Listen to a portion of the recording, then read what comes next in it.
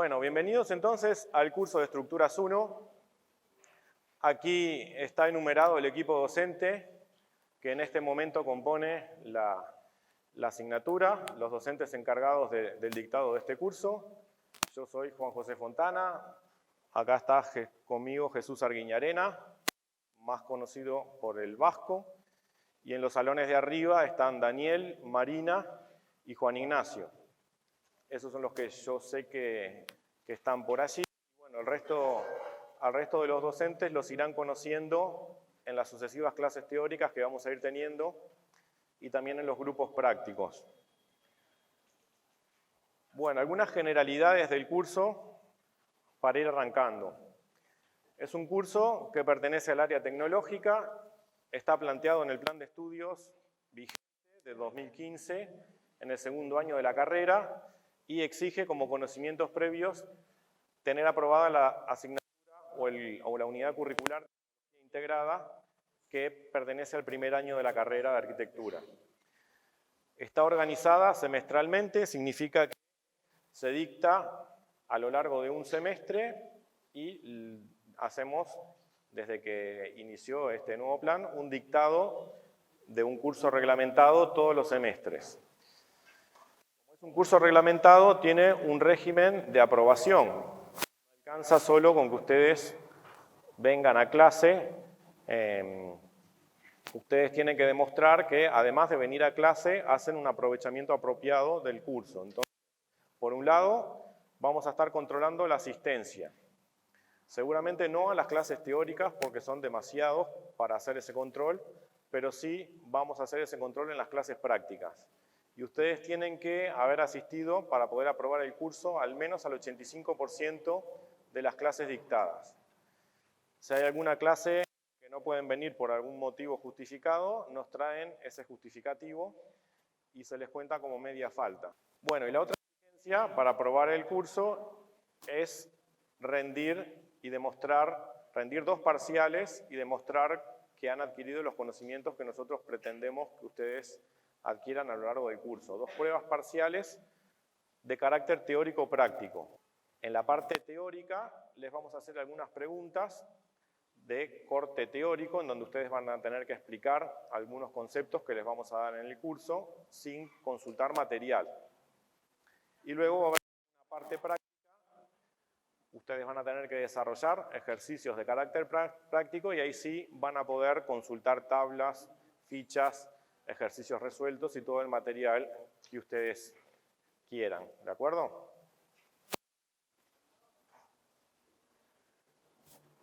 Ahí aparece una dirección, o 2 direcciones en realidad web, en las cuales vamos a estar compartiendo material. La idea es que en un futuro nos quedemos con una sola, con la página de la asignatura en EVA.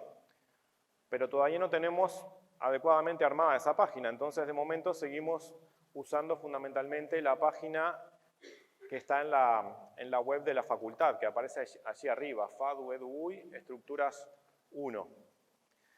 Allí ya está colgado todo el material del curso, incluyendo esta presentación que estamos pasando ahora. Pero además de esta presentación de la clase de hoy, ya están colgadas las presentaciones del resto de las clases. Ojo, las del último semestre que se dictó.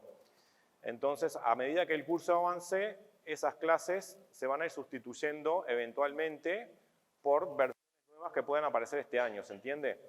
Tendrán diferencias menores con las del año pasado, o quizás no, quizás alguna clase no tenga ningún cambio y ya la versión de la presentación que está colgada sea la definitiva, ¿de acuerdo? Pero estén atentos, a medida que avance el curso, puede ser que alguna de esas presentaciones de clase se vayan actualizando.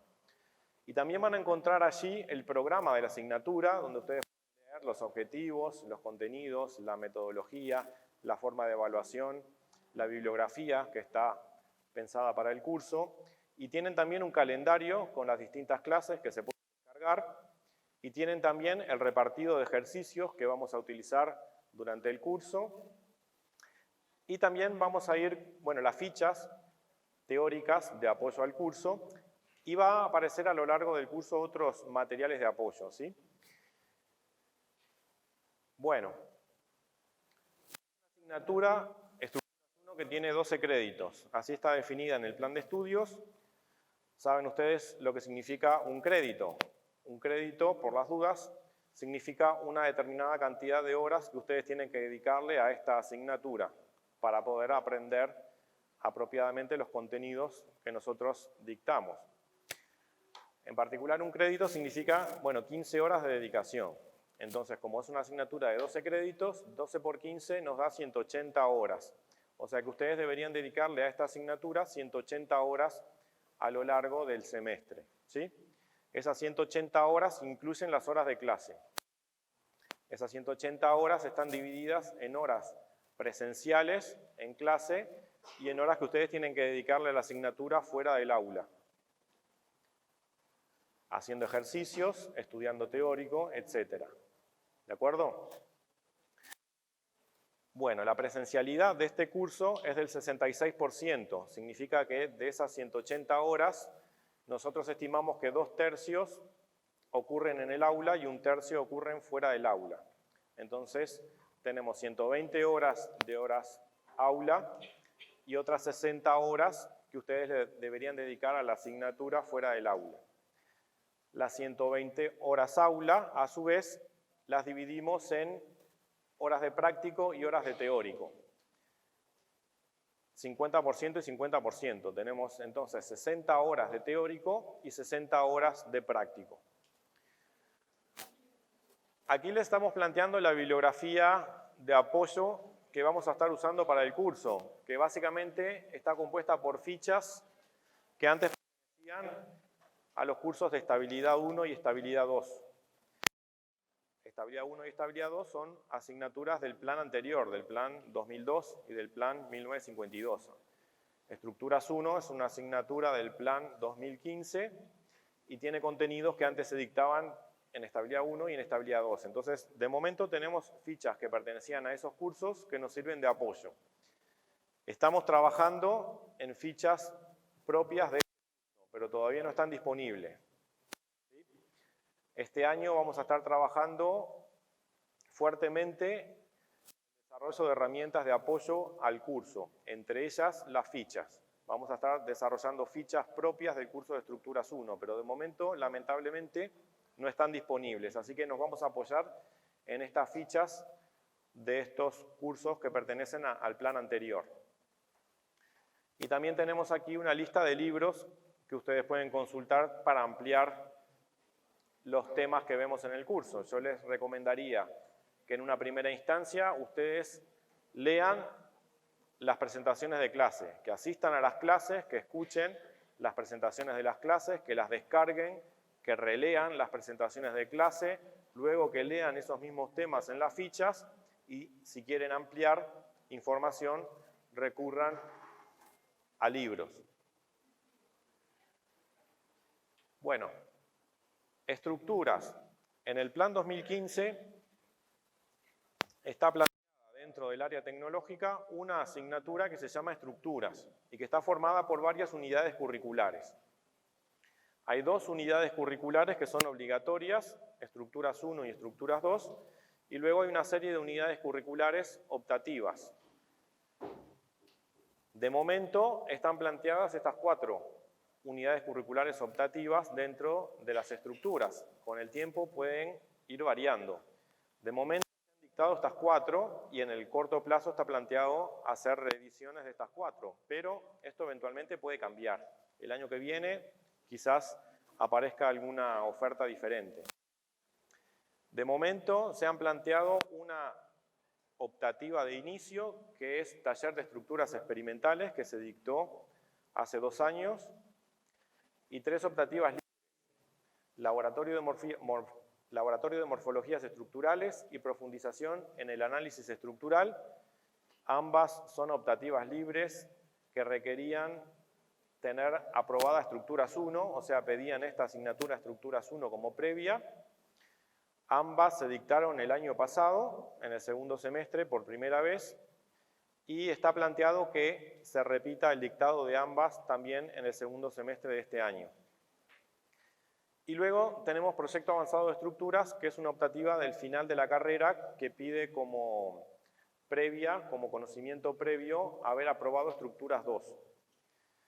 De momento se han hecho 3 dictados de esta asignatura, Proyecto Avanzado de Estructuras, desde que apareció el nuevo plan, siempre en el primer semestre, y ahora está empezando también en este primer semestre un nuevo dictado. Objetivos de esta asignatura, Estructuras 1. Reconocer el rol de la estructura en la configuración espacial de la arquitectura.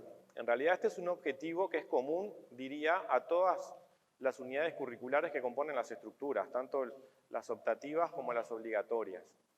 Es fundamental que ustedes entiendan esta idea. Cuando uno diseña una obra arquitectónica, tiene que diseñar también un sistema estructural, porque un edificio, una obra arquitectónica, es un sistema material y hay una parte de ese sistema material que es la encargada de mantener al edificio en el espacio y en el tiempo. Esa parte llamamos sistema estructural. Ustedes supongo que habrán visto en taller, en historia de la arquitectura, un cierto bagaje de obras de arquitectura y habrán notado que hay obras arquitectónicas que prácticamente son todo estructura, es decir, el sistema estructural por sí mismo ya hace a la obra arquitectónica. Y en el otro extremo también habrán notado que hay obras de arquitectura en las cuales el sistema estructural prácticamente no se percibe, ¿sí? Pasa desapercibido y no hace a cómo percibimos a esa obra arquitectónica. Lo fundamental es que ustedes entiendan que en ese abanico de posibilidades entre estos dos extremos que les acabo de mencionar, siempre la estructura está caracterizando al hecho arquitectónico, tanto por su presencia como por su ausencia. Y por lo tanto, si yo no sé cómo se diseña una estructura, si yo no sé diseñar una estructura, me estoy perdiendo una parte del diseño de la obra arquitectónica. ¿Bien? Identificar las condiciones del equilibrio estable y conocer las leyes del álgebra vectorial, otro objetivo fundamental de este curso en particular. Ahora, en unos minutos, vamos a definir qué es el equilibrio estable. Les adelanto que cuando diseñamos una estructura arquitectónica, siempre nos tenemos que plantear que esa estructura se encuentre en equilibrio estable, es una condición específica de las estructuras arquitectónicas, y para poder garantizarlo tenemos que operar con vectores, y para ello tenemos que conocer las leyes del álgebra vectorial. Ahora en unos minutos vamos a definir equilibrio estable, y las próximas clases, la clase del jueves y la clase del martes próximo, van a ser específicas para hacer un repaso de las leyes fundamentales del álgebra vectorial para luego poder operar, entre otras cosas, en la resolución de equilibrios de estructuras. Reconocer las unidades funcionales que componen las estructuras arquitectónicas e interpretar sus interrelaciones. Es decir, aprender a hacer lo que llamamos modelos funcionales o modelos de funcionamiento teórico de las estructuras. También ahora, en unos minutos, vamos a definir qué es un modelo funcional, cómo se define y qué otro tipo de modelos es necesario hacer para proyectar una estructura, para proyectarla y para calcularla. Determinar equilibrio o resolver equilibrios en estructuras de barras esquematizables en el plano. Vamos a trabajar en este curso con estructuras que son esquematizables en el plano. Las estructuras, obviamente, son sistemas materiales tridimensionales, pero algunas estructuras pueden ser esquematizables como planas o pueden descomponerse en distintas unidades funcionales, cada una de las cuales pertenecen a un plano, no necesariamente todas al mismo plano. Vamos a tener que aprender a resolver equilibrio, es fundamental, es uno de estos objetivos básicos. Si ustedes no demuestran en las pruebas que saben resolver equilibrio de estructuras de barras esquematizables en el plano, no van a aprobar el curso, tanto para estructuras isostáticas como para estructuras hiperestáticas. También ahora, en unos minutos, vamos a definir qué son las estructuras isostáticas y qué son las estructuras hiperestáticas. Determinar diagramas de solicitaciones en estructuras de barras, otro objetivo fundamental. Tampoco nadie aprueba este curso de Estructuras 1 si no demuestra que sabe solventemente resolver diagramas de solicitaciones en estructuras de barras. Vamos a trabajar fundamentalmente en el curso con dos familias estructurales. Las estructuras de bielas o reticulados. Vamos a ver dentro de algunas semanas cuáles son las características de esta familia estructural. Básicamente están compuestas por bielas. Ahora en unos minutos vamos a ver qué es una biela. Y también por estructuras flexadas, ¿sí? Que son las dos grandes familias en el sentido de que son las más usadas en la arquitectura en nuestro medio, por lo menos, ¿sí? Son las tipologías estructurales más habituales en nuestro medio. ¿Sí? ¿Alguien preguntó algo o no? Y vamos a aprender a dimensionar esas barras en materiales homogéneos. Una vez hayamos resuelto el equilibrio de una estructura, una vez hayamos determinado las solicitaciones, a partir de esas solicitaciones y a partir de la geometría de esa estructura, vamos a aprender a resolver problemas de dimensionado en materiales homogéneos. Ahora en unos minutos explicamos qué son los materiales homogéneos. Otro de los objetivos de esta asignatura y también del resto de las unidades curriculares que componen a las estructuras es preparar al estudiante para mantener un diálogo fructífero con los especialistas. El Plan 2015 tiene como objetivo, y así lo explicita, formar arquitectos generalistas. ¿Qué significa un arquitecto generalista? Ustedes saben que la arquitectura es una disciplina compleja que está formada por varias subdisciplinas. ¿Sí? Hay varias subdisciplinas dentro de la arquitectura. El proyecto arquitectónico, que está compuesto a su vez por el proyecto de estructuras, el proyecto de sanitaria, de eléctrico. Hay que tener conocimientos para proyectar una obra arquitectónica de urbanismo, de patrimonio, hay que conocer sobre la historia de la arquitectura, etc. Es decir, hay muchas subdisciplinas que componen a la arquitectura. El Plan 2015 tiene por objetivo formar arquitectos que tienen ciertos conocimientos mínimos en cada una de estas subdisciplinas, pero que no necesariamente son especialistas en ninguna de ellas. Entonces, en particular, yendo a las estructuras, que es lo que nos ocupa en este curso, el plan no tiene por objetivo formar arquitectos calculistas de estructuras, ¿sí? o arquitectos especialistas en estructuras. Pero un arquitecto generalista tiene que tener ciertos conocimientos mínimos para poder proyectar obras de arquitectura. ¿De acuerdo? Por más que el arquitecto se apoye en especialistas que lo asesoren en algunas de esas subdisciplinas, por ejemplo, en el diseño o en el cálculo de estructuras, tiene que tener ciertos conocimientos mínimos de estructuras para poder proyectar adecuadamente una obra arquitectónica, por un lado, y por otro lado, para dialogar con ese especialista que lo va a asesorar para terminar de definir un proyecto ejecutivo de estructuras. ¿Se entiende? Si el arquitecto no sabe nada sobre estructuras, no puede apoyarse en un técnico especialista porque no va a poder dialogar con él, porque no van a tener puntos en común. Y eso va a implicar que se pierda ese arquitecto una parte importante del proyecto de esa obra arquitectónica. Bueno, y el último objetivo, promover el autoaprendizaje y estimular el trabajo grupal. A medida que ustedes avancen en la carrera, es esperable que ustedes sean más independientes para aprender. Al principio de la carrera son más dependientes del docente que les ordene, que les dé material, que resalte cuáles son los conceptos fundamentales, que les dé bibliografía para estudiar. Se supone que ustedes a lo largo de la carrera van a ir ganando independencia en ese sentido y van a ser cada vez más capaces de gestionar a sí mismos su proceso de aprendizaje. ¿De acuerdo? Entonces, por ahí vienen estos últimos objetivos.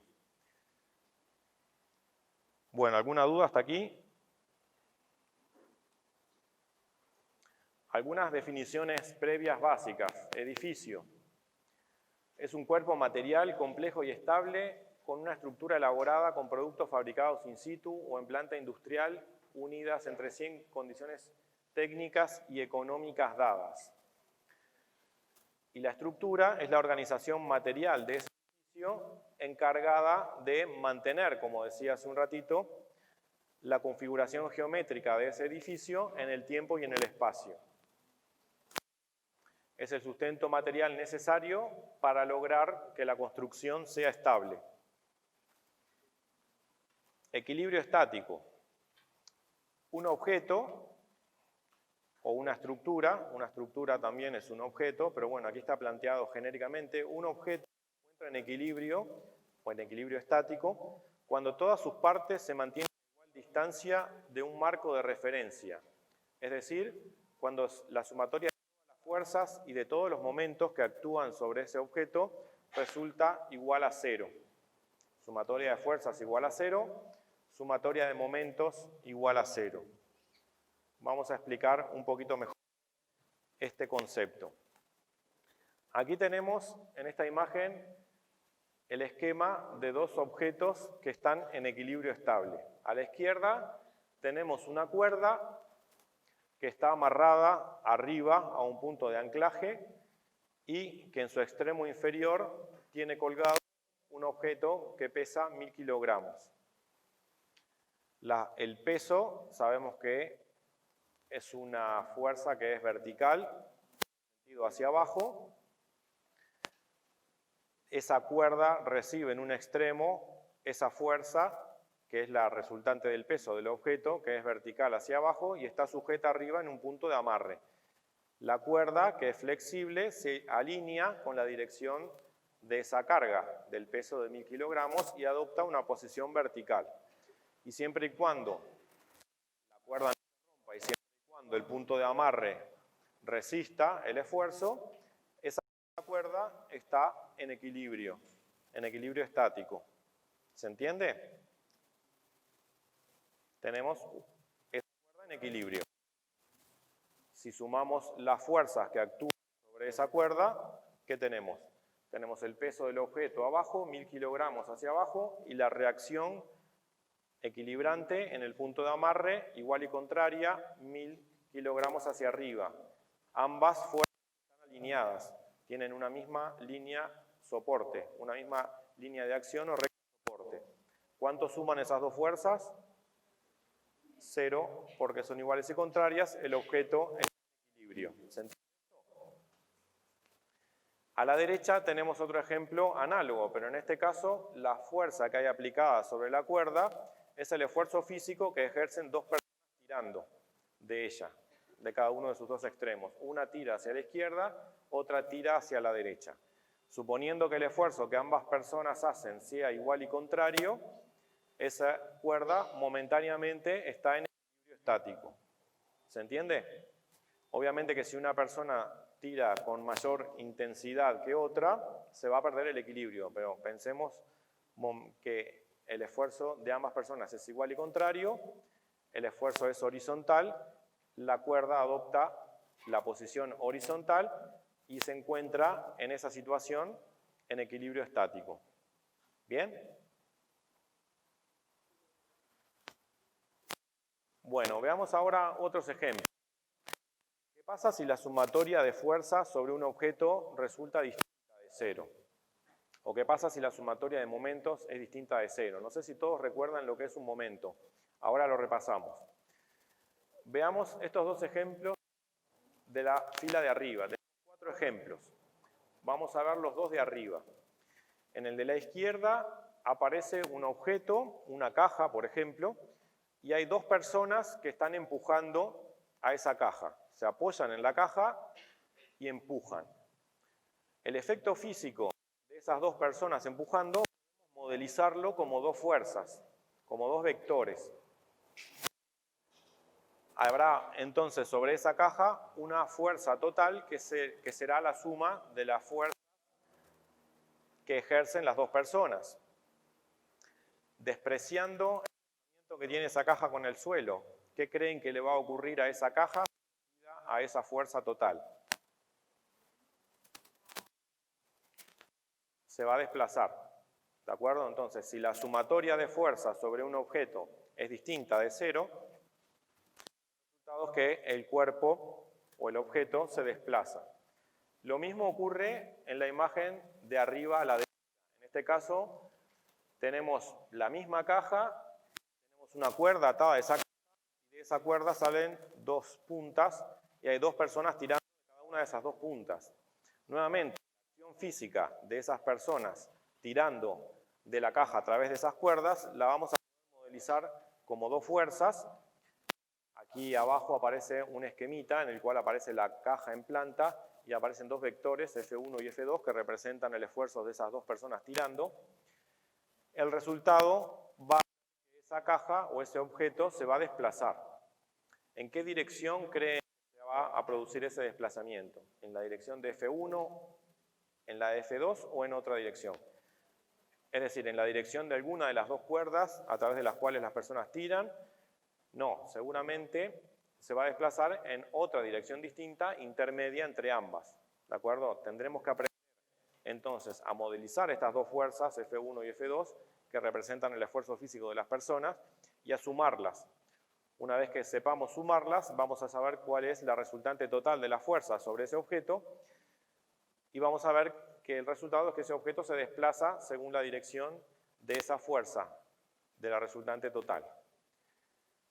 Bien, si la sumatoria de fuerzas sobre un objeto o sobre una estructura en particular resulta distinta de cero, entonces el resultado es que la estructura o el objeto se desplaza. ¿Esta idea está clara? Bueno, abajo tenemos dos casos un poco diferentes a estos dos casos que vimos. Miramos abajo a la izquierda, tenemos dos objetos, aparentemente dos ruedas, pero no importa, son estos objetos. Y vemos que cada uno de ellos tiene aplicadas dos fuerzas, F1 y F2. Ambas fuerzas decimos que son iguales y contrarias, F1 y F2. Ven que en el caso de más a la izquierda, F1 y F2 son verticales, y una tiene sentido hacia arriba y otra tiene sentido hacia abajo. Supongamos que los módulos de esas dos fuerzas, F1 y F2, son iguales. ¿Se entiende esto que estoy diciendo? F1 y F2, entonces por aquí son fuerzas iguales y contrarias. Si quieren hago un repaso previo. Para definir una fuerza necesitamos 4 parámetros. Línea de acción, dirección, sentido y módulo.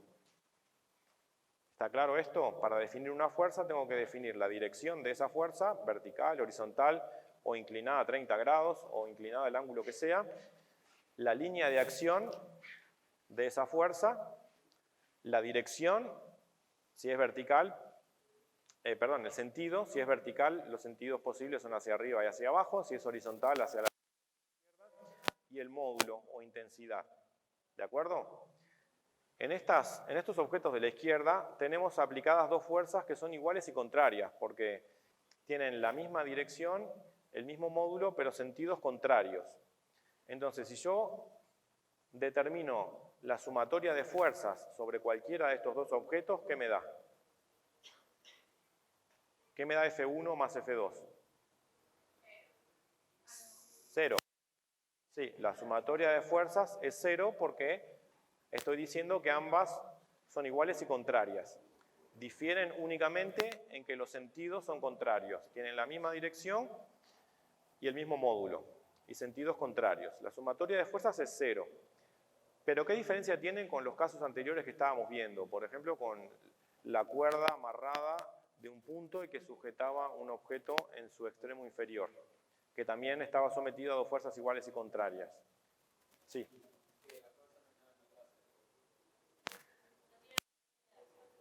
La diferencia es que en este caso F1 y F2 no tienen la misma línea de acción, están separadas a una distancia.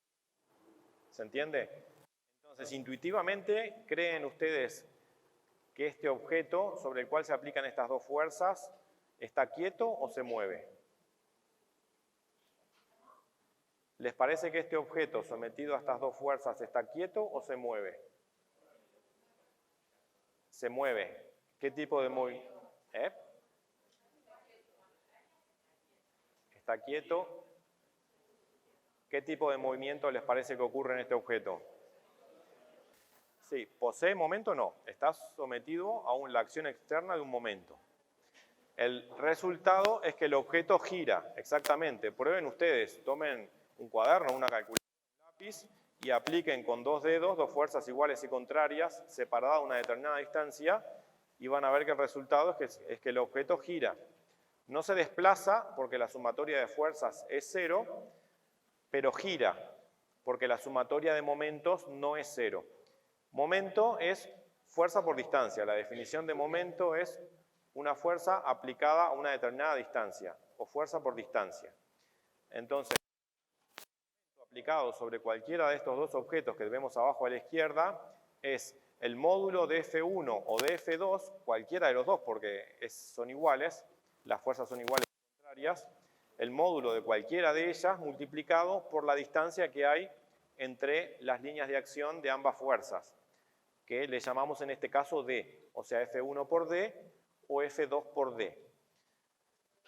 Hay que tener cuidado en cómo medimos esa distancia D, no podemos medirla de cualquier manera.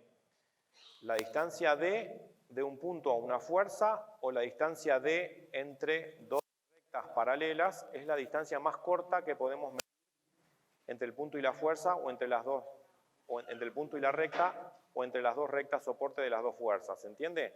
Es decir, la distancia en dirección perpendicular, en este caso, a las líneas de acciones de F1 y F2. ¿Bien? La distancia D se mide en dirección perpendicular a las direcciones de las fuerzas F1 y F2, ¿de acuerdo? Es la distancia más corta que podemos medir entre las dos rectas soportes de las dos fuerzas. Bueno, y abajo a la derecha tenemos un objeto similar, o sea, una barra que está fija en un punto medio y en cada uno de los dos extremos hay dos animales tirando, suponiendo que los dos animales tiran con igual intensidad, hacen fuerzas iguales y contrarias, esas dos fuerzas iguales y contrarias suman 0, pero como no tienen la misma recta soporte, tienen una distancia, el resultado es que el objeto gira. Entonces, como conclusión, tenemos dos tipos de movimiento posibles, desplazamientos y giros. Los desplazamientos ocurren cuando la sumatoria de fuerzas sobre un objeto resulta distinta de 0. Y los giros ocurren cuando la sumatoria de momentos sobre un objeto resulta distinto de 0. ¿De acuerdo? ¿Está claro? ¿Alguna duda? Bueno, un ejemplo de una estructura muy sencilla, muy intuitiva, que todos conocen y que seguramente todos han usado, un sub y baja. Digamos que el sub y baja podemos describirlo como una barra que tiene en cada uno de sus extremos un asiento y que tiene en un punto intermedio un punto de apoyo en un soporte. Y en ese punto de apoyo la barra tiene impedido el desplazamiento, pero tiene permitido el giro. ¿Se entiende? Esta barra, en el ejemplo del sub y baja de arriba, medio, apoyo sobre el soporte, y en ese punto la barra no puede desplazarse ni hacia los costados, ni hacia arriba, ni hacia abajo, pero sí puede girar. ¿Sí? Todos han tenido la experiencia de niños, supongo, de haber usado un sub y baja. Bueno, vamos a analizar cómo este sub y baja logra o no el equilibrio. Supongamos, en el ejemplo de arriba, que en cada uno de los asientos se sientan dos niños que pesan lo mismo. Aquí está planteado 40 kilos. El punto de apoyo de la barra del sub y baja está en el medio, en la sección media de la barra del sub y baja. Entonces, ¿cómo logra la barra del sub y baja el equilibrio? Hay una resultante de fuerzas o la sumatoria de fuerzas es igual a 0. Tenemos sobre la barra actuando el peso de los dos niños, 40 kilogramos cada uno, verticales y hacia abajo. Entonces, ¿cómo se equilibra la barra? En el punto de apoyo de la barra, en el soporte, aparece una fuerza reactiva que tiene que equilibrar a la suma de los pesos de los dos niños, ¿entiende? Aparecerá allí, siempre y cuando el soporte pueda brindarlo, debido a su diseño material, una fuerza reactiva vertical de 80 kilogramos. Entonces, la sumatoria de fuerzas es igual a 0, porque tenemos 40 hacia abajo, más 40 verticales hacia abajo, más 80 verticales hacia arriba, suman 0. Podríamos decir, voy a utilizar el criterio de que las fuerzas verticales con sentido hacia abajo les doy el signo negativo y con sentido hacia arriba positivo. Entonces tengo menos 40 más 80 me da 0. O sea, sumatoria de fuerzas es igual a 0. O sea que la barra del sub y baja no se desplaza. ¿Y la sumatoria de momentos es igual a 0 o no? Vamos a evaluar los momentos que producen los pesos de los dos niños con respecto al punto de apoyo, con respecto al soporte. El peso del niño que está a la izquierda, ¿qué momento produce con respecto al punto de apoyo de la barra? Porque así la barra tiene permitido el giro. Recuerden que la definición de momento es fuerza por distancia. Así que el momento del peso del niño es el peso del niño, 40 kilogramos por la distancia que es 1,5 metros. O sea, 40 por 1,5, 60, y las unidades serían kilogramos multiplicado por metro, kilográmetro. 60 kilográmetros, o 60 kilogramos multiplicado por metro. ¿Y qué sentido tiene ese momento? Antihorario. El peso del niño de la izquierda produce un momento antihorario con respecto al soporte del sub y baja. ¿Se entiende? Tenemos un momento entonces de 60 kilográmetros que por ser antihorario podría tomar el criterio de decir que es negativo. ¿Se entiende? Puede usar el criterio de momentos antihorarios negativos y horarios positivos. Y el momento que produce el peso del niño de la derecha, ¿cuánto vale? También 40 por 1,5, 60 kilográmetros, pero en este caso tiene sentido horario. Entonces, 60 kilográmetros horarios más 60 kilográmetros antihorarios me da 0, o 60 menos 60 igual a 0. Entonces, sumatoria de momentos también es 0. Entonces, la barra del sub y baja no tiene ningún tipo de movimiento, ni se desplaza ni gira. ¿De acuerdo? Ahora veamos el segundo caso. Aquí la diferencia es que se desplazó el punto de apoyo de la barra. Tenemos los mismos dos niños que pesan lo mismo sentados en los asientos de la barra del sub y baja. Pero el punto de apoyo de la barra del sub y baja se desplazó, ya no está en el medio. Entonces, la fuerza reactiva que aparece en el soporte del sub y baja sigue siendo de 80 kilos. Y sumatoria de fuerzas sigue siendo 0. Menos 40, menos 40, más 80 es igual a 0. La barra no se desplaza. Pero los momentos que producen los pesos de los dos niños ya no son los mismos porque cambiaron las distancias a las que están esos pesos del punto de apoyo del sub. La distancia que hay del peso del niño de la derecha es mayor al punto de apoyo que la distancia que hay de la resultante del peso del niño de la izquierda. Entonces el momento que produce el niño de la derecha es mayor que el momento que produce el peso del niño de la izquierda. Entonces el momento no es 0. Tengo un momento resultante que es horario, porque el momento del peso del niño de la derecha es horario, ¿sí? El momento horario es mayor que el antihorario, entonces el resultado es que la barra gira en sentido horario. ¿De acuerdo? Esa barra no está quieta. No se desplaza, pero gira. Gira en sentido horario. Bueno, y abajo tenemos una tercera situación en la que se recompone el equilibrio estático. Aquí seguimos teniendo el punto de apoyo de la barra del sub y baja desplazado del centro, pero ahora tenemos dos niños sentados en cada extremo de la barra con pesos distintos. 45 kilos el peso del niño de la izquierda y 30 el peso del niño de la derecha.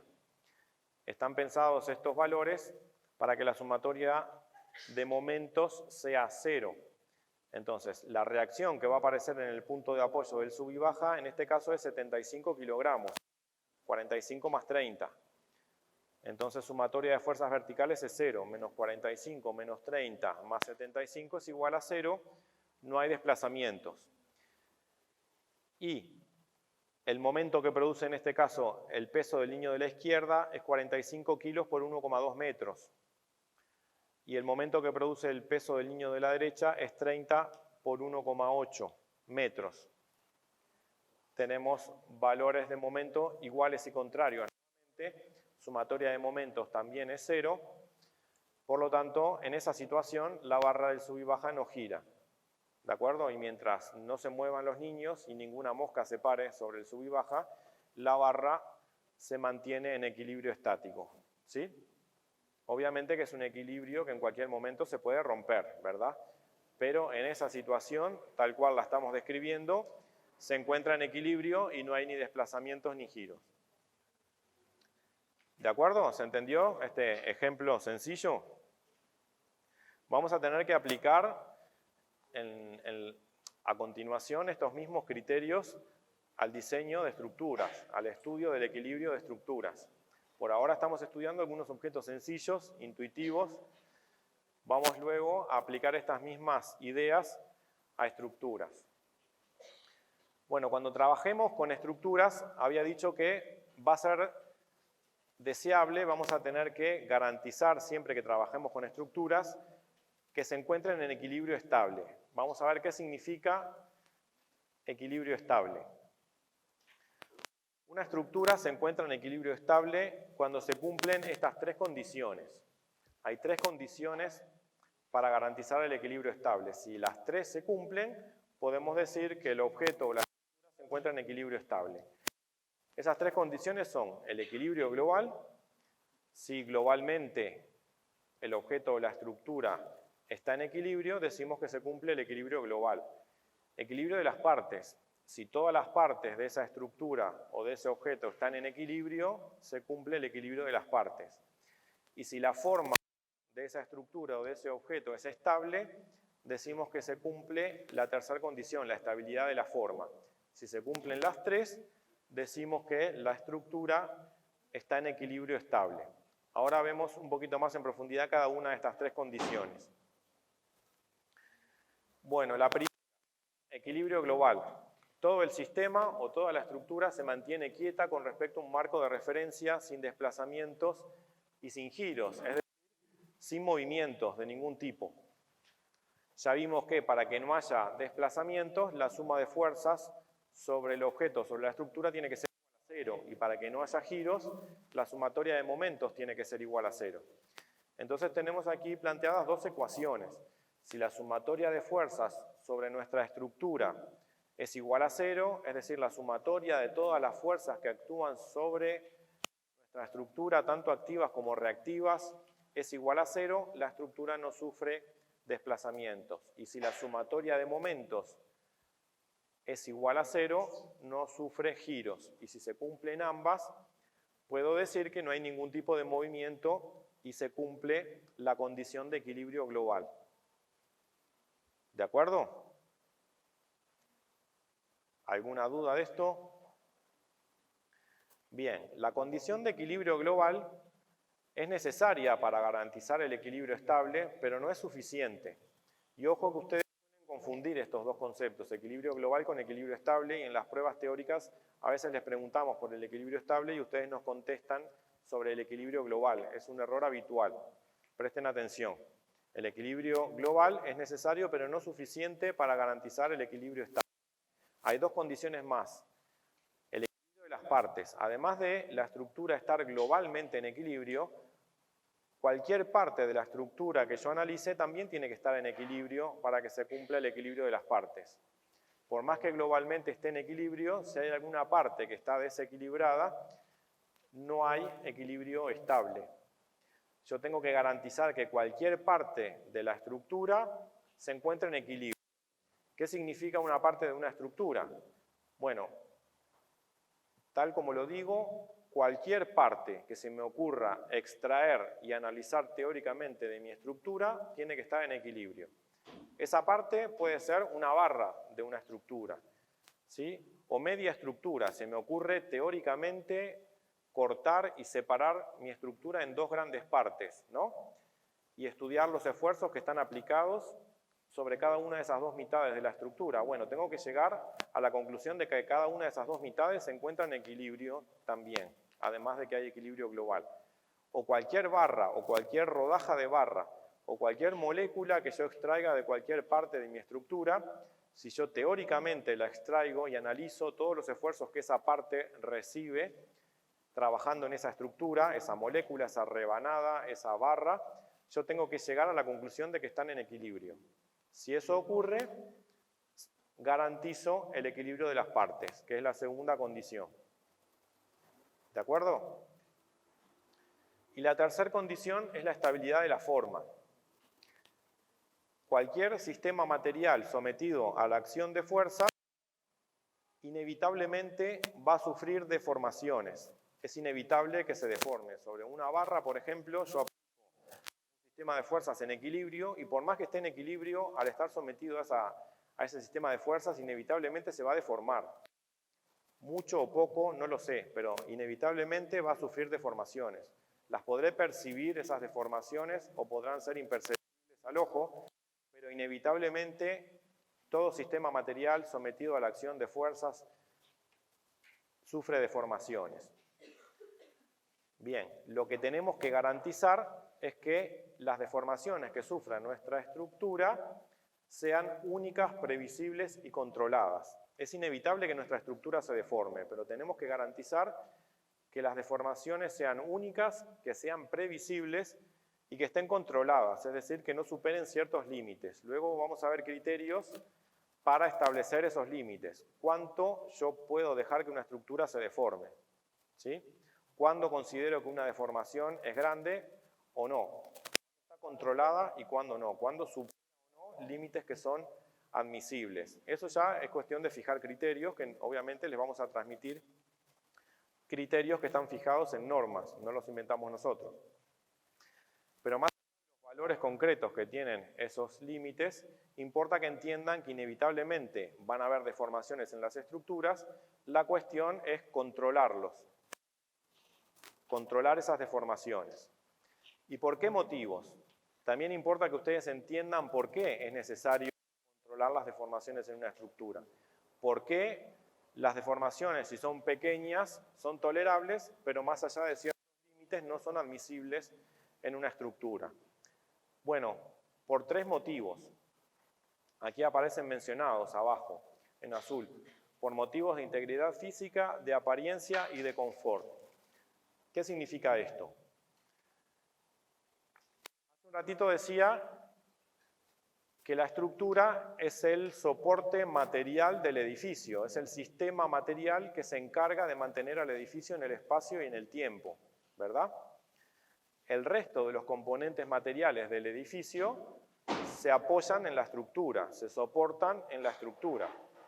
Sobre las losas, sobre las vigas, sobre los pilares se apoyan otros elementos constructivos, contrapisos, pavimentos, tabiques, ventanas, cubiertas, etcétera, ¿sí? Membranas de impermeabilización, etcétera.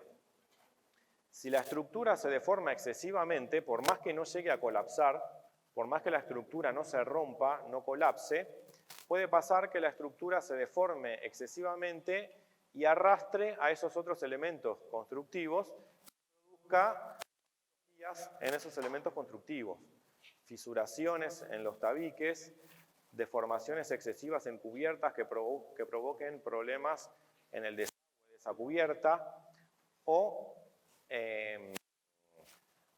aberturas que no abran correctamente, una ventana que deja de ser operable, una puerta, ¿sí? O un montón de patologías que les pueden ocurrir. Por más que el edificio no colapse, por más que la estructura no se rompa, si la estructura se deforma excesivamente, arrastra consigo a los otros componentes materiales del edificio y produce patologías. Por eso es que hay que controlarlas, las deformaciones de la estructura. ¿Se entiende esto? Además también por problemas de apariencia. Si las deformaciones son excesivas, empiezan a ser visibles. Normalmente los límites que nos imponen las normativas para las deformaciones de las estructuras hacen que si se cumplen esas deformaciones no se perciben. Si son excesivas, en general pasa que se empiezan a percibir. Entonces, una viga que se supone que es horizontal, yo la empiezo a ver curvada. O un voladizo, o una ménsula, un balcón, por ejemplo, en un edificio o una cubierta en ménsula que se supone que la tengo que percibir recta, empiezo a percibir que cae, que la punta empieza a caer. Entonces empezamos a tener problemas estéticos o de apariencia. La estructura ya no se empieza a percibir con la forma que fue proyectada. Empiezo a percibir una forma que difiere de la forma proyectada, que me doy cuenta que está deformada, ¿sí? Por ese motivo, entonces, por motivos de apariencia, por motivos estéticos, también hay que controlar las deformaciones de la estructura. Y el tercer motivo es por confort de los usuarios. Esto está asociado en general a las vibraciones que tienen las estructuras. Cuando las estructuras se deforman excesivamente, los usuarios empiezan a percibir vibraciones. Esto es habitual, por ejemplo, en entrepisos, y pasa mucho incluso en algunos entrepisos de acá de la facultad, de los talleres. He tenido la experiencia de caminar por alguno de los entrepisos de la facultad y notar que el piso del entrepiso vibra, ¿no? O estar abajo del entrepiso y empezar a sentir que sobre nuestras cabezas empiezan a caer basuritas que están en el piso del entrepiso, cuando caminan varias personas a la vez. Entonces, el tránsito humano, personas caminando, son acciones dinámicas que producen vibraciones en las estructuras. Entonces, si las vibraciones no están controladas, se empiezan a percibir y eso ocasiona disconfort en los usuarios.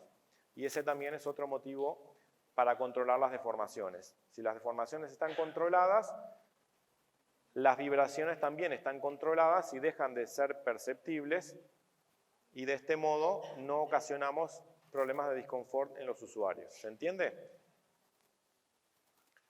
Bueno, resumiendo entonces, es inevitable que las estructuras se deformen, es necesario controlar esas deformaciones. Por más que el no colapse, tenemos que asegurar que la estructura se deforme por debajo de ciertos valores límite para garantizar la integridad física del edificio, para garantizar que se conserve la apariencia con la que fue proyectado el edificio y para garantizar que los usuarios no van a sufrir problemas de disconfort. ¿De acuerdo? Bueno, repasando entonces, para que una estructura se encuentre en equilibrio estable, tenemos que garantizar que globalmente está en equilibrio, tenemos que garantizar que cualquiera de sus partes que analicemos estén en equilibrio, y tenemos que garantizar que su forma sea estable, es decir, que sus deformaciones sean únicas, previsibles y controladas. ¿Alguna duda? Puede pasar que la estructura esté globalmente en equilibrio, pero que haya una o más partes que no estén globalmente en equilibrio. Si sumo todas las fuerzas que actúan sobre la estructura, puede pasar que me dé que todas las fuerzas suman 0, pero podría pasar que si sumo las fuerzas que actúan en alguna parte, no me dé 0. Entonces esa parte no está en equilibrio, tengo equilibrio global, pero no equilibrio de las partes. ¿Sí? Ahí la parte que no está en equilibrio sufre desplazamientos o giros, digamos. Claro. Quizás no colapse globalmente la estructura, pero una de sus partes sí. Entonces no tengo equilibrio estable. ¿De acuerdo? Bueno, a la hora de diseñar y calcular estructuras, vamos a tener que modelizar las estructuras. Vamos a tener que aprender a trabajar con modelos. Un modelo es una simplificación de la realidad en la cual destacamos o ponemos en evidencia alguna característica de esa realidad que estamos modelando que nos interesa resaltar o destacar. Es una simplificación de la realidad. Cuando trabajamos con estructuras vamos a tener que hacer distintos tipos de modelos. Ahora vamos a ver más en detalle. Vamos a tener que modelar el funcionamiento teórico de la estructura, es decir, hacer un modelo de funcionamiento, un modelo funcional o un modelo de funcionamiento teórico de la estructura. Vamos a tener que modelar la geometría de la estructura, vamos a tener que modelar los vínculos que tiene esa estructura, vamos a tener que modelar las cargas que aparecen sobre la estructura y el comportamiento de los materiales que componen a esa estructura. Bueno, acá estamos viendo algunas imágenes de un modelo de funcionamiento teórico de una estructura. hacer un modelo de funcionamiento teórico o un modelo funcional de una estructura implica, en una primera instancia, reconocer cuáles son las partes fundamentales que componen a esa estructura y reconocer cómo interactúan entre ellas. Reconocer cómo actúan las cargas sobre esas distintas partes y cómo esas distintas partes se equilibran entre sí y se transmiten esfuerzos entre sí hasta que todos los esfuerzos de la estructura terminen llegando hasta el suelo. Entonces, aquí estamos viendo dos imágenes que son un trabajo que hicieron algunos estudiantes de Estabilidad 1 hace algunos años, que trabajaron con el Salón de Máquinas de la Facultad de Ingeniería. Estudiaron esa parte del edificio de la Facultad de Ingeniería y modelaron su estructura. No interesa en este momento que entiendan cómo es el modelo funcional de este salón, del Salón de Máquinas de la Facultad de Ingeniería. No importa que ahora entiendan este modelo funcional en concreto. Interesa en este momento que entiendan qué es un modelo funcional. Entonces, podemos ver aquí que es una especie de axonometría explotada, en la cual se identificaron las distintas partes que componen a la estructura y se dibujaron por separado. Entonces, tenemos en la zona superior una cubierta. Allí había losas de hormigón armado que se dibujaron más arriba. Se identificaron las distintas losas de hormigón armado que componían a la cubierta. Las losas descargaban sobre vigas secundarias que se separaron y se dibujaron un poquito más abajo. Las vigas secundarias descargaban sobre vigas principales que se dibujaron un poquito más abajo. Las vigas principales descargaban sobre pórticos de hormigón armado. ¿De acuerdo? Se identificaron estas distintas unidades funcionales y se esquematizaron por separado y con flechitas se está modelando las cargas que reciben cada una de estas unidades y que transmiten a las unidades funcionales que les sirven de soporte. A su vez, al interior del espacio que definen estos pórticos, vemos que había una serie de entrepisos. Se modeló entonces también las unidades funcionales que componen la estructura de estos entrepisos. Habían tableros de OSB, vigas secundarias o correas de acero, vigas principales de acero que descargaban de un lado sobre los pórticos de hormigón y del otro lado algunas se apoyaban en pilarcitos de acero o colgaban a través de tensores, cables de acero de estos pórticos de hormigón. ¿Sí? No importa que sigan este caso con un modelo funcional bastante complejo, importa que entiendan qué es un modelo funcional o modelo de funcionamiento teórico. Es identificar cuáles son las unidades estructurales fundamentales que conforman la estructura que estoy modelando, identificar cómo se vinculan entre sí, quién se apoya sobre quién le transmite esfuerzos a quién, cómo son esos esfuerzos, cómo se equilibran mutuamente las distintas unidades, cómo interactúan entre ellas, en definitiva, ¿de acuerdo? Para poder hacer ese modelo de funcionamiento teórico, tengo que hacer, a su vez, otros modelos. Hacer ese modelo de funcionamiento teórico implica modelar la geometría de la estructura, implica modelar los vínculos que tiene esa estructura, implica modelar las acciones que recibe esa estructura. O sea, es un modelo complejo que implica la resolución de otros modelos, el modelo de funcionamiento teórico. Para poder hacerlo, entre otras cosas, les decía que tenemos que modelar la geometría de la estructura. Nosotros cuando trabajemos con estructuras no vamos a trabajar con la geometría real de la estructura, sino que vamos a trabajar con una geometría simplificada. Vamos a reducir a las distintas unidades funcionales a sus características geométricas fundamentales. Entonces, vamos a tener, por ejemplo, unidades estructurales que las vamos a reducir a segmentos de recta. Por ejemplo, una viga o un pilar. Si miramos sobre nuestras cabezas, vemos las vigas que soportan el techo del salón, digamos, que está por encima nuestro, ¿no? Acá en el salón 5 estamos debajo del salón 16 y arriba en el salón 16 están debajo del salón 21. Bueno, tanto el piso del salón 16 como del salón 21 tienen una estructura de losas de hormigón armado y esas losas están apoyadas en vigas que las vemos por encima de nuestras cabezas. Las vigas son unidades estructurales en las cuales una de las dimensiones predomina sobre las otras dos. La longitud es mucho mayor que el ancho o el alto. Entonces, como una de las dimensiones predomina sobre las otras dos, vamos a reducir la geometría de la viga a esa dimensión fundamental y vamos a esquematizarla en un segmento de recta. El eje medio, digamos, en principio, de la viga. ¿De acuerdo? Lo mismo un pilar. Un pilar es una unidad estructural que en general es vertical o aproximadamente vertical, que también tiene una dimensión que predomina sobre las otras dos. El largo del pilar predomina sobre el ancho o el alto. Entonces también vamos a esquematizar o modelar un pilar como un segmento de recta. Pero hay otras unidades estructurales en las cuales no hay una dimensión que predomine claramente sobre las otras dos. Por ejemplo, en una losa de hormigón armado o en un tablero de madera. Ahí hay dos dimensiones, el ancho y el largo, que predominan claramente sobre la tercera, que es el espesor. ¿Se entiende? Entonces vamos a modelar esas unidades estructurales en las cuales hay dos dimensiones que predominan claramente sobre la tercera como un plano.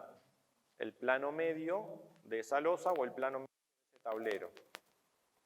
Y también hay unidades estructurales en las cuales claramente no hay ninguna dimensión que predomine. Por ejemplo, un cimiento, una zapata de hormigón armado o un dado de hormigón armado. Bueno, en ese caso trabajaremos con elementos volumétricos.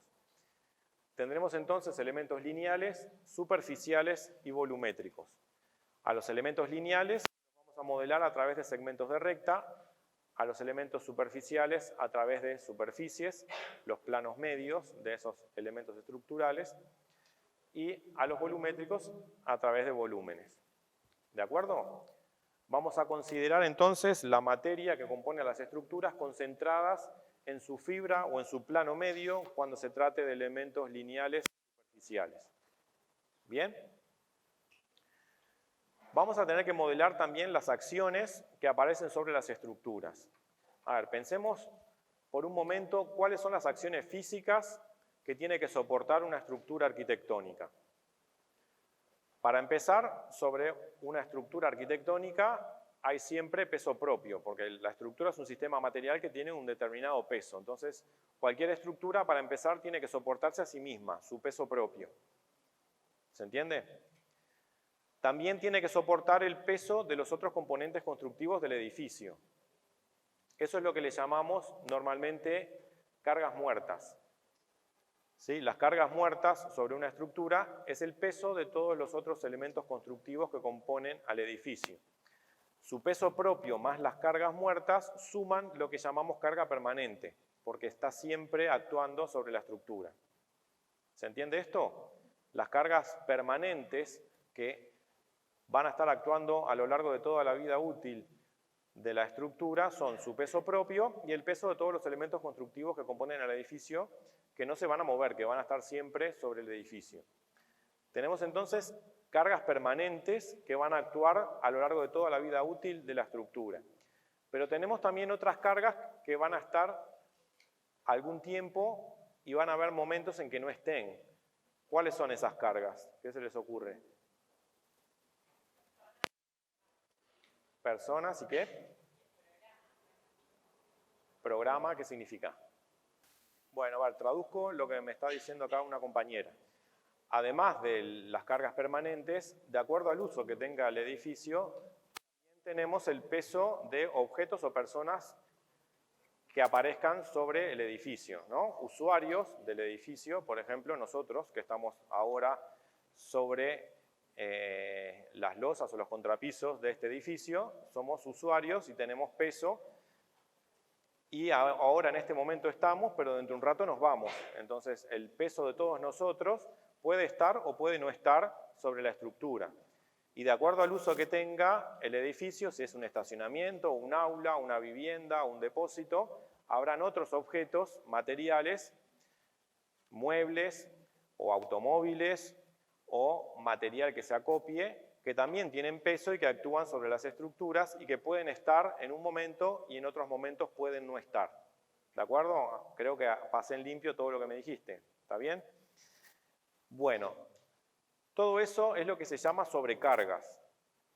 Sobrecargas de uso o sobrecargas de mantenimiento o sobrecargas de depósito o de acopio, ¿sí? El peso de las personas y los objetos materiales que no son parte del edificio, ¿sí? Muebles, como dije recién, automóviles, material que se acopie, etc. Objetos que pueden estar o pueden no estar y que de hecho estadísticamente yo puedo prever cuánto tiempo van a estar a lo largo de la vida útil del edificio, aproximadamente el 10% de la vida útil del edificio, o la mitad o el 90%. ¿De acuerdo? Como decía la compañera, cuando yo proyecto un edificio, lo proyecto con un programa, pero ese programa puede cambiar. Eventualmente, decía la compañera, puede pasar que cambie la función y cambie el valor de la sobrecarga que actúa sobre ese edificio. Pero bueno, cargas permanentes y también sobrecargas, que son cargas que pueden estar o pueden no estar. También cargas variables, aparece mencionado allí, como por ejemplo la presión de viento. El viento ejerce una presión sobre las estructuras, modelamos en general esa presión como una fuerza horizontal que actúa sobre las superficies expuestas al viento del edificio, y decimos que es variable porque el viento está continuamente variando de intensidad y variando de dirección, ¿sí? La presión de viento es una fuerza, es una acción física que vamos a modelar a través de fuerzas que pueden tener en principio cualquier sentido y cualquier intensidad, ¿no? Hasta ciertos valores límite. Empujes de terreno, de agua, etc. Bueno, todas estas son acciones físicas que aparecen sobre los edificios. Cargas permanentes y sobrecargas, en definitiva, son pesos, ¿sí? Estén siempre o estén a veces, tienen en común que son pesos, son cargas gravitatorias y son todas verticales hacia abajo, ¿sí? Las vamos a modelar como fuerzas verticales hacia abajo, las cargas permanentes y las sobrecargas. La presión de viento la vamos a modelar como una fuerza horizontal, que si está aplicada sobre una superficie va a ser una carga superficial horizontal. El empuje del terreno o empuje de agua también es una carga que la vamos a modelar como horizontal. Bueno, vamos a tener entonces que representar el efecto que hacen todos estos pesos, todas estas presiones, todos estos empujes, los vamos a tener que modelar a través de un sistema vectorial de fuerzas y momentos, ¿sí? Vamos a tener que traducir el efecto físico de estos pesos o de estos empujes o de estas presiones a través de un sistema vectorial de fuerzas y momentos. Y en particular vamos a tener que trabajar con fuerzas puntuales, con fuerzas distribuidas, con momentos. ¿De acuerdo? Las fuerzas distribuidas son fuerzas que están distribuidas en superficies o en líneas. Tendremos fuerzas superficiales, que podrán ser uniformes o no, y fuerzas lineales, que están repartidas en líneas, que también podrán ser uniformes o no. En este curso en general vamos a trabajar con fuerzas superficiales uniformes y con fuerzas lineales distribuidas uniformemente, pero eventualmente no tienen por qué. Y también con fuerzas puntuales, cuando haya una fuerza alta concentrada en una superficie muy chiquita, vamos a modelarla como una fuerza puntual. Por ejemplo, la descarga de una viga sobre un pilar. Ocurre en una superficie que es la superficie de contacto de la viga con el pilar. Allí ocurre una descarga alta en una superficie muy pequeña. Si bien es una carga superficial estrictamente, vamos a modelarla como una carga puntual. Siempre vamos a estar haciendo simplificaciones. Y también momentos. Cuando definamos una fuerza, les decía hace un rato, tenemos que definir 4 parámetros. Dirección, sentido, módulo, y el cuarto parámetro es línea de acción o punto de aplicación, cualquiera de las dos cosas, ¿sí? O línea de acción o punto de aplicación.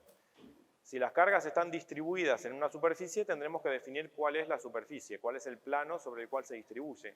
Y si está distribuida sobre una línea, tendremos que definir cuál es esa línea. Y un momento tiene 3 parámetros: intensidad, sentido y un plano, ¿sí? El momento de giro está contenido en un plano, tiene un sentido, horario o antihorario, y tiene una intensidad.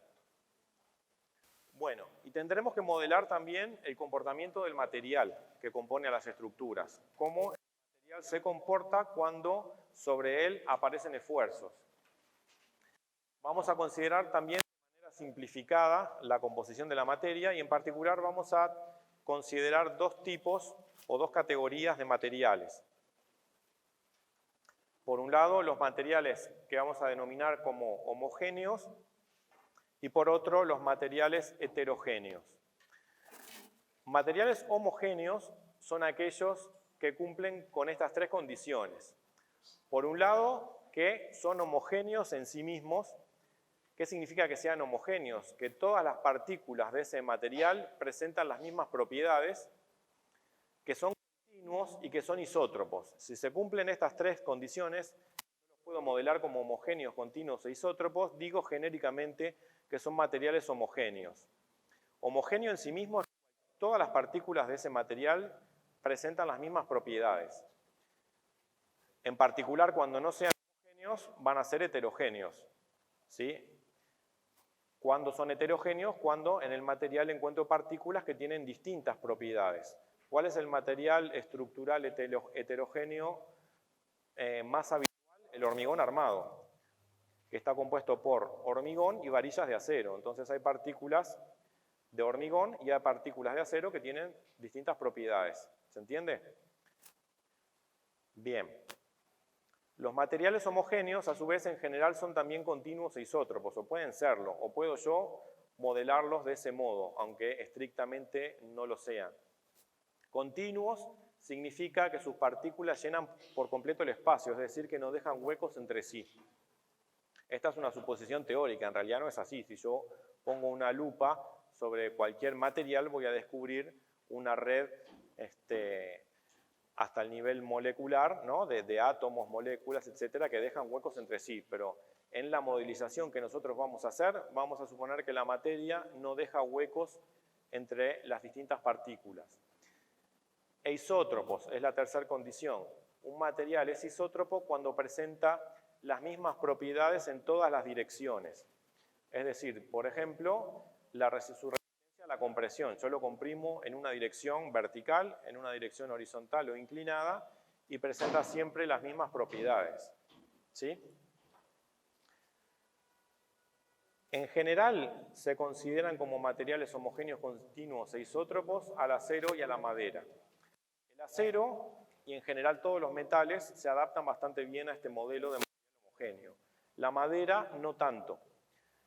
La madera en realidad es un material natural que está compuesto por fibras. Las fibras tienen una determinada dirección, son longitudinales y están agrupadas entre sí.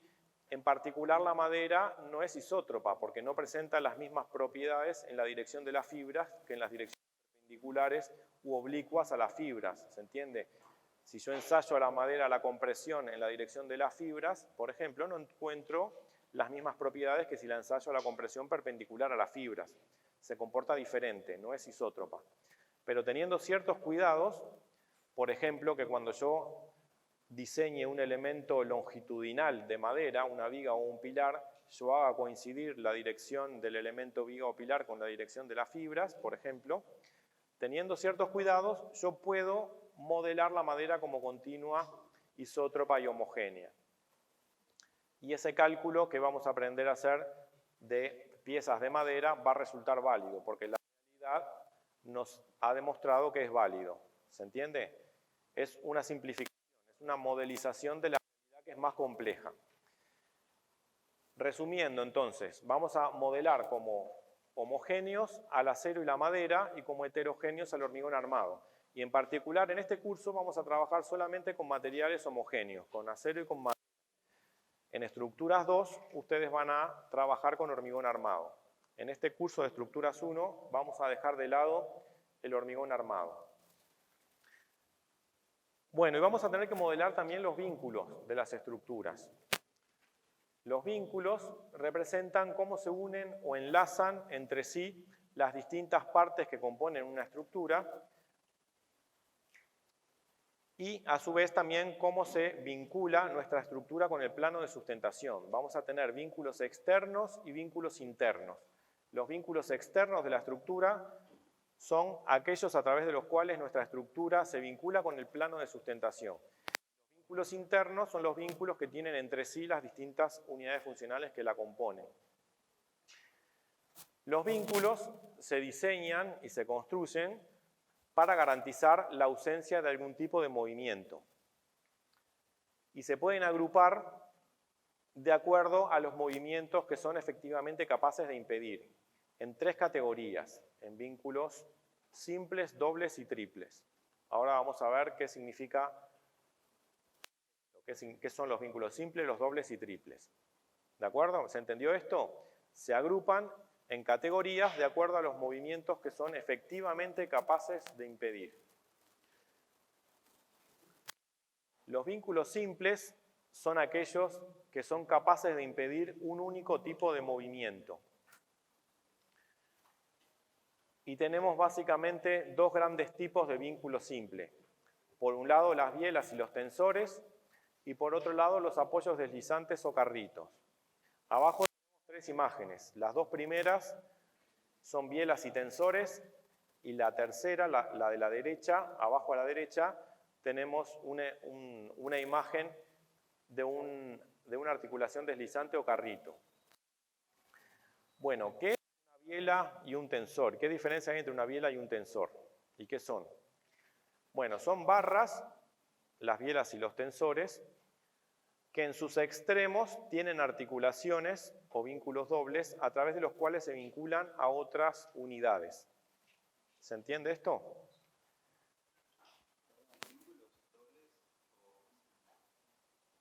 Repito, un vínculo simple, biela o tensor, es una barra que en cada uno de sus extremos tiene un vínculo doble, ¿sí?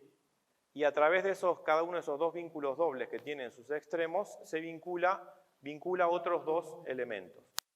Si esa biela o esa barra únicamente recibe esfuerzos en los extremos donde están cada uno de esos vínculos dobles, se comporta como un vínculo simple. Ese conjunto de la barra con cada uno de esos 2 vínculos dobles en los extremos se comporta en conjunto todo como un vínculo simple. ¿De acuerdo? Siempre y cuando reciba esfuerzos solamente en los extremos. En los extremos en los que está vinculados a otros elementos. Entonces, es capaz de impedir ese vínculo simple, biela o tensor, únicamente el desplazamiento según el propio eje de la biela o tensor. La biela o tensor es una barra, decíamos, que tiene un eje. Entonces, puede impedir que los 2 objetos con los cuales se vincula en sus extremos se alejen o se separen según la dirección de su propio eje. ¿Se entiende? Según cómo esté materializado, decimos que es biela o tensor. Si está materializada esa barra con un material rígido, que resiste tanto compresiones como tracciones, decimos que es una biela. Una biela es capaz de impedir que los objetos o las unidades estructurales a las cuales se vinculan los 2 extremos se alejen o se separen. La barra que la compone está hecha con un material rígido. Puede ser, por ejemplo, una barra de acero o de hormigón armado o de madera, ¿sí? Que resiste tanto compresiones como tracciones e impide que los objetos que vincula se alejen o se acerquen. Un caso particular de biela es cuando está construida con un material flexible, una cadena, un cable, una cuerda, una linga de acero. ¿Se entiende? Un material que no es rígido, que no tiene rigidez transversal, que no resiste compresiones, que únicamente resiste tracciones y que por lo tanto es efectivo únicamente para evitar que los objetos o las unidades estructurales que están en sus extremos se alejen, pero no que se acerquen. Porque si yo quiero comprimir ese tensor, no resiste compresiones y se arruga. ¿Se entiende? Bueno, eso es un tensor. ¿Queda clara la diferencia entonces entre biela y tensor? La biela es capaz de trabajar tanto a tracción como a compresión. El tensor solamente es capaz de resistir tracciones. Ambos impiden desplazamiento según la dirección de su propio eje. La biela impide que los objetos a los cuales está vinculada en sus 2 extremos se acerquen o se alejen. El tensor solo impide que se alejen, pero no que se acerquen, porque no resiste compresiones. Bueno, y el otro tipo de vínculo simple son los carritos o apoyos deslizantes. Aquí tenemos a la derecha, abajo a la derecha, un ejemplo, una viga, un perfil de acero que se apoya sobre un muro de hormigón. Y se interpone entre la viga y el muro de hormigón una rebanada de un material que tiene cierta flexibilidad, por ejemplo, neopreno. Ese neopreno es un material flexible que impide que la viga en ese punto se desplace hacia abajo, pero no impide pequeños movimientos horizontales. Este perfil en el punto de apoyo, a través de esta pieza de neopreno, tiene permitidos pequeños desplazamientos en horizontal, pero se le impide el desplazamiento en vertical. Hay un único movimiento impedido entonces, el vertical, pero no el horizontal. Esto es un apoyo deslizante o carrito. ¿De acuerdo? Un vínculo, un apoyo que impide el desplazamiento en una única dirección, pero permite el desplazamiento en otras direcciones. Sí. ¿Por qué me serviría impedir solo el movimiento vertical y no los horizontales? Perdón, ¿por qué solo horizontales en este caso y no los verticales? En este caso impido los verticales, permito los movimientos horizontales. Bueno, es una situación que me puede servir en algunas circunstancias y en otras no. Me puede servir diseñar un carrito para vincular dos unidades estructurales en algunas circunstancias y en otras no. Por ejemplo, una circunstancia en la cual puede ser útil en las vigas de un puente. ¿Sí? Imagínate un puente cuya estructura principal sean dos vigas que salven una luz de 15 metros, ¿no? Los puentes, al igual que cualquier estructura, están sometidas a la acción térmica del sol. Cuando se calientan, se dilatan, cuando se enfrían, se contraen, ¿no? Entonces, si en los dos puntos en los dos extremos tienen todos los movimientos impedidos, esos cambios de temperatura se traducen en acciones físicas, ¿sí? En cambio, si vos le permitís moverse, los cambios de volumetría que producen los cambios de temperatura no se traducen en acciones físicas. Y la estructura resulta alivianada. ¿Sí?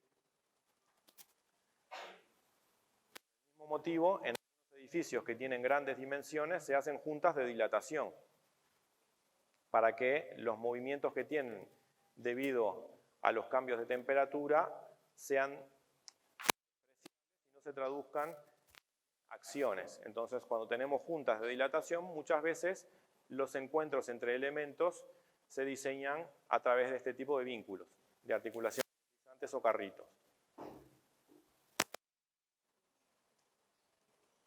Bueno, luego tenemos los vínculos dobles, las articulaciones fijas, rótulas. Impiden todo tipo de deslizamiento, pero permiten girar. Cuando tenemos dos unidades estructurales vinculadas a través de un vínculo doble, ambas, una con respecto a la otra, tienen impedido el desplazamiento en cualquier dirección, pero pueden girar una respecto a la otra. Aquí tenemos dos ejemplos de imágenes de articulaciones fijas o rótulas. Impiden eficazmente desplazamiento, pero no son eficaces, no son 100% confiables para impedir giros. A veces puede pasar que haya un vínculo que parcialmente impida el giro, pero que no es totalmente confiable para impedir giros, entonces yo lo modelo como un vínculo doble, ¿sí? Aunque en la realidad un poquito puede impedir el giro, ¿de acuerdo? Pero no es totalmente confiable para impedir el giro. Decido modelar ese vínculo como un vínculo doble. O a veces hay vínculos dobles que son perfectos, realmente permiten que las piezas que vinculan girar unas con respecto a otras. Bueno, y el tercer tipo de vínculos son los empotramientos, que son aquellos que impiden todo tipo de movimiento, tanto desplazamientos como giros. En este caso estamos viendo una imagen que es la base de una de las torres de iluminación del Estadio Centenario. El elemento principal es un tubo de acero muy alto que sostiene arriba las luminarias del estadio. Y aquí estamos viendo una imagen de la zona inferior en la cual se vincula al dispositivo de cimentación. Allí aparece una platina circular, una corona de pernos, una serie de cartelas triangulares que rigidizan a esa platina circular. Bueno, toda esa corona de pernos, unida a la platina, unida a las cartelas, asegura que en la base esa torre no puede desplazarse y tampoco puede girar. En particular, es el único vínculo que tiene la torre con respecto al dispositivo de cimentación. Entonces, como hay un único vínculo, tiene que ser triple para que esté impedido todo tipo de movimiento, ¿se entiende? Los otros vínculos, los simples y los dobles, por sí mismos no pueden garantizar el equilibrio estable, tienen que estar combinados con vínculos para que la estructura esté en equilibrio estable. Los empotramientos por sí mismos ya pueden garantizar el equilibrio global de una estructura.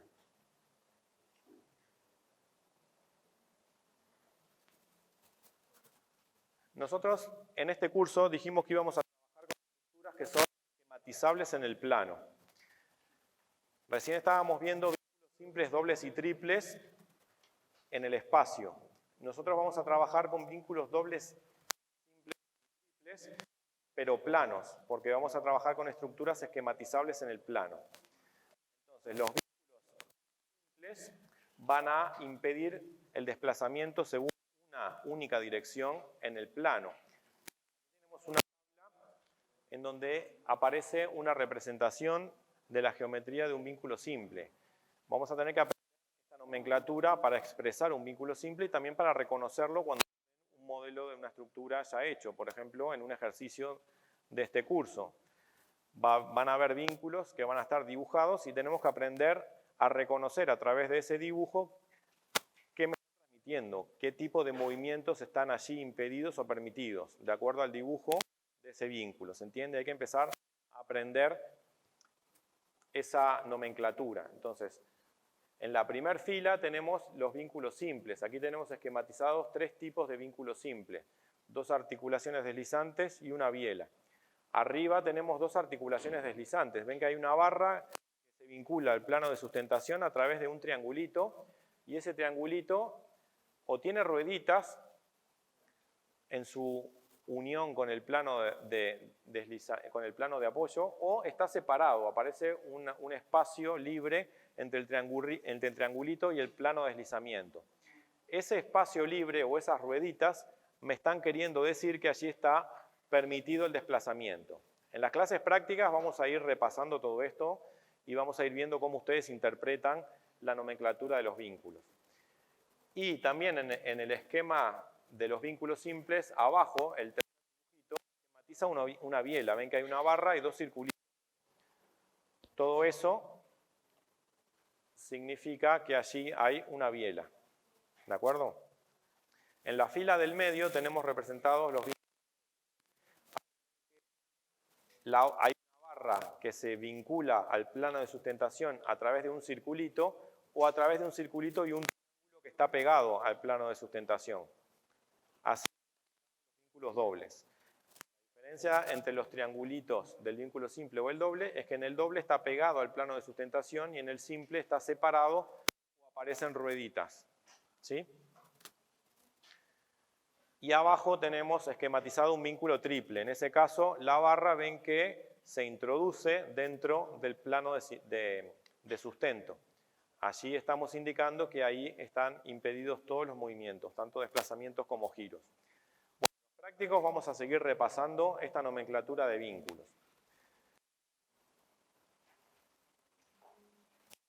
En realidad, por más que nosotros vamos a trabajar con estructuras esquematizables en el plano y que muchas veces terminemos haciendo estudios los planos, en distintos planos, tenemos siempre que recordar, y muchas veces a lo largo del curso a hacerles les vamos a hacer recordar que las estructuras en realidad son tridimensionales. Y en el espacio hay 6 tipos de movimiento posible. Nosotros en el espacio podemos reconocer 3 ejes principales, o 3 ejes de referencia, X, Y y Z. Tenemos entonces 6 tipos de movimiento posible, 3 desplazamientos y 3 giros. Cualquier movimiento de un objeto en el espacio podemos modelarlo a través de 3 tipos de desplazamiento y 3 tipos de giro. Podemos describir cualquier movimiento a través de una traslación en relación al eje X, al eje Y y al eje Z. 3 tipos de desplazamientos, ¿se entiende? Con respecto al eje Y, X o Z. 3 tipos de giros. El objeto puede girar con respecto al eje XY, al eje XZ o al eje YZ. ¿De acuerdo? 6 tipos de movimiento en el espacio. En el plano, estos 6 movimientos se reducen 3. En el plano tenemos dos ejes de referencia, eje X y eje Y. Entonces, cualquier movimiento podemos describirlo a través de un desplazamiento con respecto al eje X, un desplazamiento con respecto al eje Y y un giro con respecto al plano en el cual estamos trabajando, ¿sí? El plano XY. ¿De acuerdo? Dos tipos entonces de desplazamiento y un giro. Tres movimientos posibles. ¿De acuerdo? Cualquier movimiento desde una posición inicial a una posición final cualquiera, independientemente de la trayectoria que tenga ese objeto, yo puedo describirlo a través de un desplazamiento en X, un desplazamiento en Y y un giro en el plano XY. Entonces, si vamos a trabajar con estructuras planas, dado que los movimientos son consecuencia de fuerzas o momentos, lo acabamos de ver al principio de la clase, que cuando un objeto o una estructura se desplaza es porque sobre él la sumatoria de fuerzas no es cero, cuando un objeto gira es porque la sumatoria de momentos no es cero. Dado que los movimientos son por lo tanto consecuencia de la aparición de fuerzas o momentos, vamos a tener tres ecuaciones que garantizan la ausencia de movimientos en el plano. Un poco ya lo dijimos esto. Vamos a tener dos ecuaciones que garanticen la ausencia de desplazamientos. Si la sumatoria en el plano, si la sumatoria de fuerzas horizontales es igual a 0, yo sé que mi objeto o mi estructura no va a sufrir desplazamientos horizontales. Si la sumatoria de fuerzas verticales es igual a 0, yo sé que mi objeto o estructura no va a sufrir desplazamientos verticales. Digamos que si la sumatoria de fuerzas en general es igual a 0, tanto verticales como horizontales, no tengo ningún tipo de desplazamiento. Y la tercera ecuación es sumatoria de momentos igual 0. Si la sumatoria de momentos sobre mi estructura, sobre mi objeto es igual a 0, no voy a tener giros. Si se cumplen estas tres ecuaciones, sobre mi estructura o sobre mi objeto, garantizo el equilibrio global. Garantizo la ausencia de todo tipo de movimientos, desplazamientos y giros. ¿Esto está claro? Ya lo hablamos hace un ratito cuando hablamos de equilibrio global. Entonces, ¿cómo podemos garantizar la ausencia de movimientos en una estructura? Tenemos que vincular a nuestra estructura a el plano o más de un plano de apoyo o de sustento, a través de vínculos. Les decía que esos vínculos se llaman vínculos exteriores. Entonces tendremos que disponer un determinado número de vínculos que combinados garanticen la ausencia de movimientos de mi estructura. Vínculos con respecto al plano de apoyo de mi estructura. ¿Se entiende? Y tengo infinitas opciones de combinar estos vínculos simples, dobles y triples que acabamos de ver. Sabemos que si mi estructura tiene con respecto al plano de sustentación un vínculo triple o un empotramiento, ya ese vínculo alcanza para garantizar el equilibrio global de la estructura. Pero si tengo vínculos simples y dobles, por sí solos no, tengo que combinarlos con otros. Entonces, decimos que tenemos combinaciones mínimas de vínculos posibles para garantizar el equilibrio global en el plano de las estructuras que son esquematizables en el plano. Obviamente que mi estructura puede tener más vínculos que esos mínimos vínculos necesarios, ¿sí? Pero no puede tener menos vínculos que los mínimos vínculos necesarios. Bueno, como hay tres ecuaciones de equilibrio en el plano, porque hay tres tipos de movimiento posible en el plano, las combinaciones mínimas de vínculos son o un vínculo triple, o tres vínculos simples que no sean redundantes, o un vínculo simple y un vínculo doble. Esas son las combinaciones mínimas. Si tengo más, no hay problema. Si tengo dos vínculos dobles, o cuatro vínculos simples, o un vínculo triple más un vínculo simple, o más uno doble, son todas opciones de combinaciones que funcionan, ¿sí? Son todas estructuras que logran equilibrarse globalmente en el plano. Pero no menos, si tengo solamente un vínculo doble, o dos simples, o uno simple, son combinaciones insuficientes de vínculos. ¿Se entiende esto? A ver, vamos a ver algunos ejemplos de combinaciones de vínculos.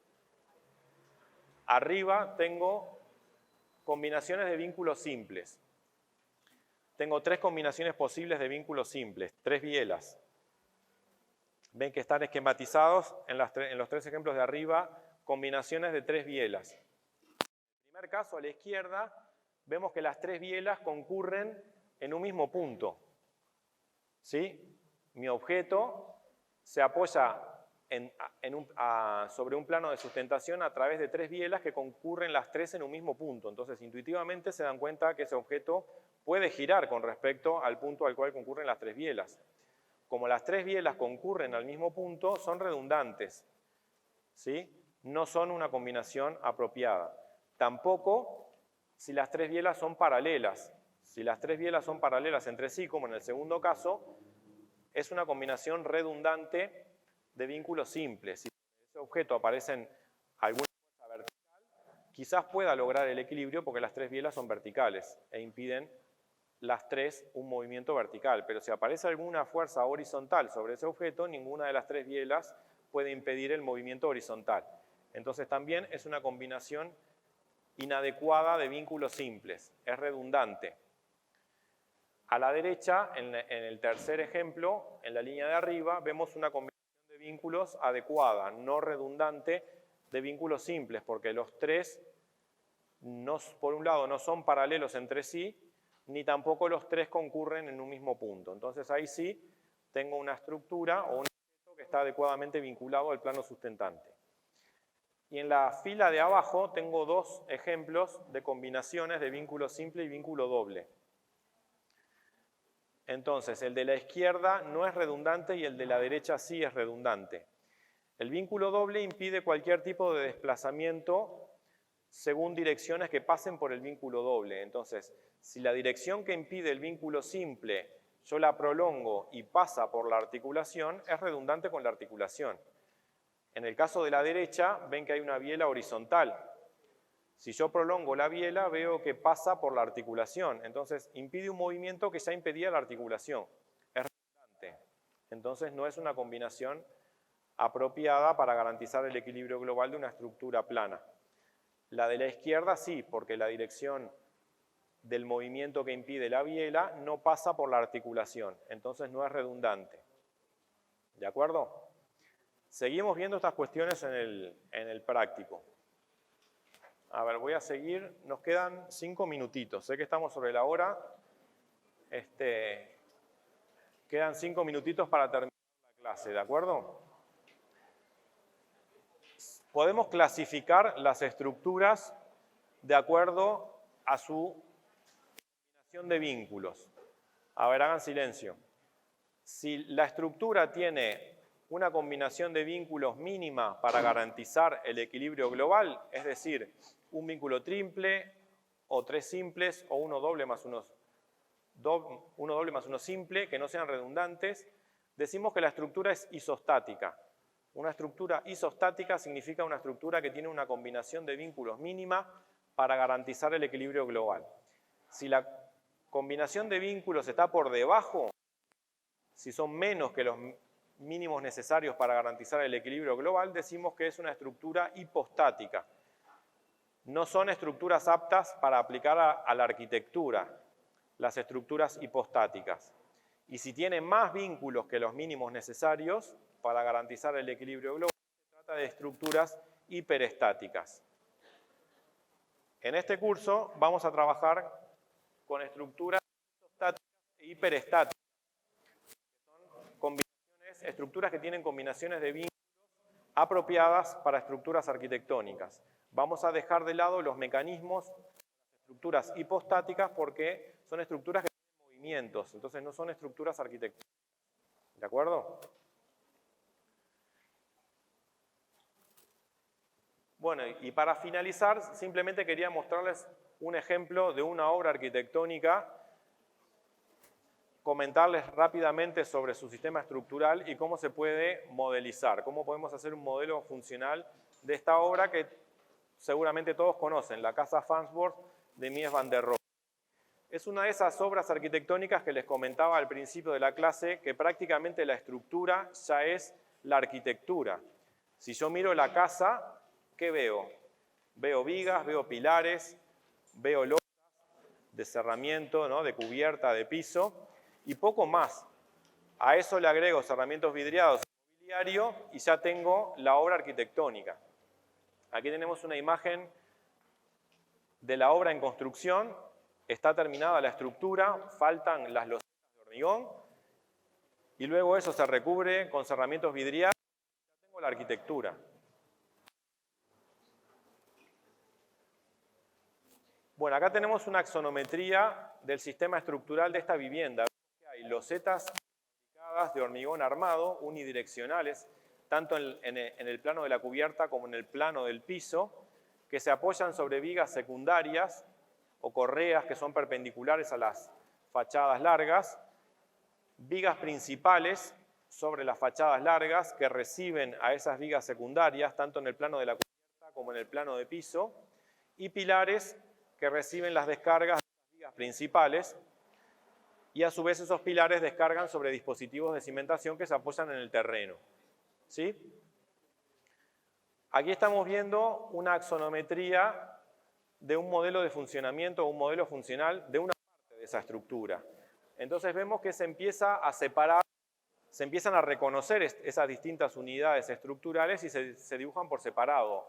Una loseta por allá arriba, que representa todas las losetas, vigas secundarias, vigas principales, pilares, vigas principales del nivel de piso y dispositivos de cimentación. En realidad ahí están faltando las vigas secundarias y las losetas del nivel de piso. Están las de la cubierta, pero están faltando las del nivel de piso. Esto es hacer un modelo de funcionamiento teórico de la estructura. Luego con flechitas empezamos a esquematizar las cargas que aparecen sobre estas distintas unidades y cómo van pasando, cómo se van transmitiendo de unas a otras. Las losetas tienen cargas superficiales, su propio peso y el peso de personas que se suban a esa azotea a repararla o a hacerle un mantenimiento. Transmiten a las vigas secundarias descargas que son cargas uniformemente repartidas linealmente. Esas correas secundarias descargan puntualmente sobre las vigas principales. Las vigas principales reciben entonces cargas puntuales, no repartidas, y descargan puntualmente sobre los pilares. Y los pilares reciben las descargas puntuales de las vigas principales y transmiten cargas puntuales a los dispositivos de cimentación. Frente a todas esas acciones, las estructuras se van a deformar, ¿no? Aquí estamos viendo un esquema de cómo se deforman esas estructuras. Fui medio rápido porque ya estamos sobre la hora, ¿de acuerdo? Pero bueno, quería terminar con este ejemplo de modelo de funcionamiento teórico de una obra arquitectónica que todos conocemos.